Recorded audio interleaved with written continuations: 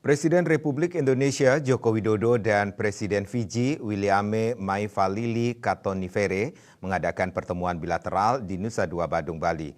Pertemuan dilakukan di sela-sela pertemuan World Water Forum ke-10 di Bali International Convention Center BICC.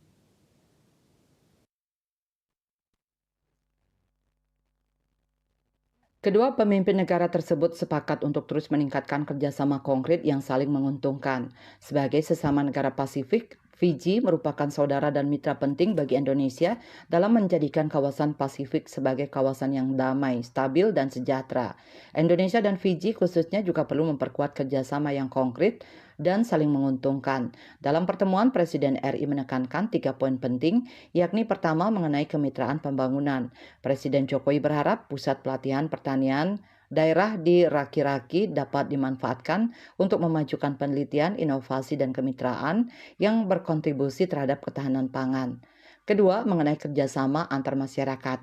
Presiden Jokowi mengapresiasi telah diluncurkannya Forum Asosiasi Persahabatan Fiji Indonesia pada Maret lalu.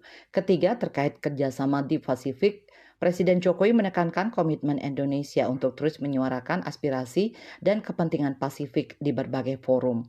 Indonesia juga berkomitmen untuk membina kerjasama khususnya melalui Melanesian Spearhead Group, MSG, dan Pacific Island Forum, PIF, berdasarkan prinsip saling menghormati, termasuk penghormatan terhadap kedaulatan dan keutuhan wilayah.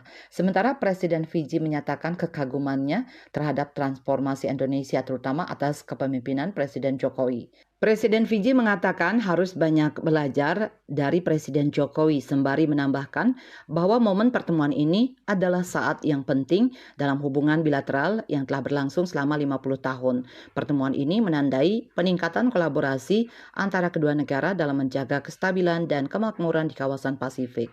Saputra Bali TV.